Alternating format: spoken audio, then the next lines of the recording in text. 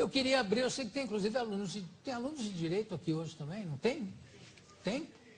Eu queria abrir para perguntas ao doutor Ives, se alguém tem alguma pergunta à disposição. Específica. Pois não? Bom, com relação ao projeto, mais especificamente na parte da censura, queria perguntar para o senhor o que o senhor acha pior? Se é uma censura escancarada, como acontece na Venezuela, que propõe, assim, de certa maneira, o projeto, ou uma censura velada, como acontece também em outros países, também no Brasil, em que a imprensa dita a realidade de acordo com a opinião de certos grupos. Não, a censura que eles estão pretendendo é muito mais grave, semelhante àquela da Venezuela. Porque qual é o capítulo da imprensa? Haverá um órgão que vai definir e fazer a classificação dos artigos. O que vale dizer, o jornalista, conforme o tipo de exposição que fizer, ele vai ser catalogado. Os veículos, os jornais, terão também a sua catalogação para poder ou não receber. E no que concerne à rádio e televisão, como é uma concessão pública, eles poderão inclusive cancelar. Então nós teremos um conselho que irá dizendo o que é que se poderá ou não dizer nos jornais, representando, portanto, uma censura efetiva, sob a alegação de que estão com isto valorizando a Constituição, não permitindo abusos da imprensa. Ora, quem pode atacar os abusos da imprensa é o Poder Judiciário. Sempre que a imprensa abusa, entram as pessoas com ações de indenizações por danos morais ou danos patrimoniais e tem ganho. Há muitos jornais que têm sofrido isso. Então, nós já temos os mecanismos de censura. Agora, eu me lembro, no tempo da exceção, em que eu era conselheiro da Ordem, nós, conselheiros, éramos os únicos que falávamos.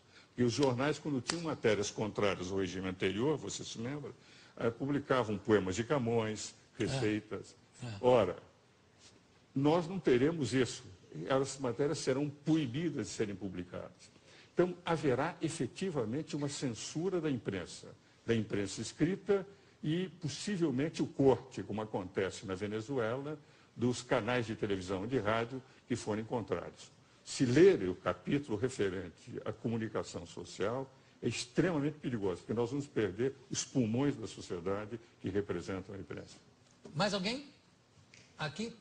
Pois não? Eu gostaria de saber se a população brasileira vai poder opinar de alguma forma, porque isso vai interferir de algum jeito na nossa vida. Como o caso teve o plebiscito contra o desarmamento, isso, queria saber se a população vai ter como opinar de algum jeito.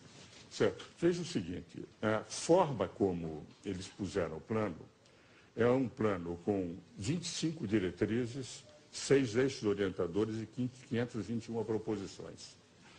Disseram eles, no introito, que eles discutiram com 14 mil pessoas no Brasil inteiro e diversas instituições. Com todas as instituições que eu falei, que eu conheço, nenhuma delas foi consultada. Então, são instituições de pessoas vinculadas à ideia do plano. Eu mesmo disse para uma dessas pessoas vinculadas a eles o seguinte: 14 mil não representam 190 milhões de brasileiros. Um deputado em São Paulo, para ser eleito, precisa de 100 mil votos, para ser 1/70 dos deputados que representam São Paulo no Congresso Nacional. 100 mil. Eles consultaram 14 mil, em nome de 14 mil, estão falando por 190 milhões de brasileiros. Agora, esse projeto vai ter que ser enviado ao Congresso Nacional. Os diversos projetos de lei e as diversas emendas constitucionais. Criar uma justiça comunitária, uma justiça restaurativa antes da justiça comum, é evidente que é uma mudança monumental no capítulo do Poder Judiciário na Constituição. A sensação que eu tenho, entende, é que este ano não haverá possibilidade de eles levarem o plano a ser aprovado. Aliás, nenhum deputado iria correr o risco, de repente, estar indo contra a vontade popular. Agora, nós não sabemos, em função daquele candidato que vai ganhar, aliás, são 2 candidatos, não é, que estão com mais possibilidades, se, enfim, o candidato do governo ganhar, se vai ou não aceitar o plano e levar o plano para frente. O que eu tenho a sensação, e que a imprensa tem que fazer, e eu quero distinguir bem uma coisa: o que eu estou atacando são as ideias do plano. embora respeite as pessoas que os fizeram, porque alguns são, inclusive, meus amigos. O que eu quero dizer é que nós, sociedade, temos que conhecer em profundidade o plano. Não pode ser levado ao Congresso e deputados se reúnem, fazem um acordo de liderança e aprovam. Nós todos, do povo brasileiro, e essa é a intenção que eu acho que o meu amigo Jô Soares está fazendo, é levar para o conhecimento a fim de que as pessoas possam discutir, possam debater e se acharem que é melhor que se faça.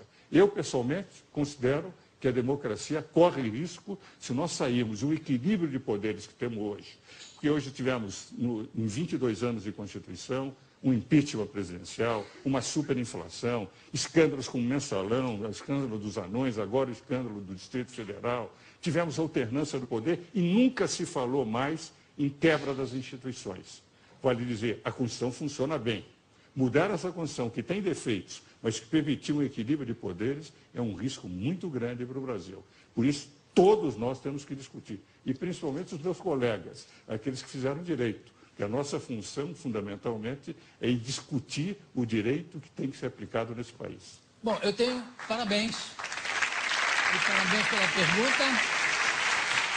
Eu tenho tempo para mais uma pergunta, que foi um rapaz que falou junto com... Quem foi? Eu. Foi você? É. Então, diga lá. Eu queria perguntar se esse projeto, se ele for implantado, se o governo decidir aceitar, ele vai abrir portas para que outros projetos muito mais abusivos, piores para a população, porque você censurar uma coisa, censurar uma pessoa a ter a sua própria opinião é uma coisa ruim. Se esse projeto, se ele for aceitado, vai abrir portas para outros projetos muito mais abusivos. Se o projeto passar, nós vamos ter um regime semelhante ao de Chaves. Nós vamos ter o Poder Executivo com força, o Poder Legislativo e Judiciário e o Ministério Público como acólitos, quer dizer, como secundários, e o Poder Executivo a toda hora chamando o povo para opinar, diga sim ou não, como acontece. E é evidente, quando se tem um único poder, sem o equilíbrio dos outros dois poderes, tudo que vier depois será mais abusivo. Então, esse risco que o colega apresenta realmente existe. Tudo bem. Bom, eu quero agradecer a presença aqui do doutor Ives Gandra da Silva Martins.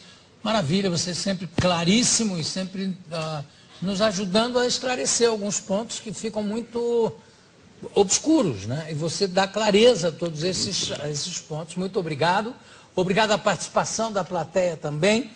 Daqui a pouco a gente volta. Obrigado, Ives.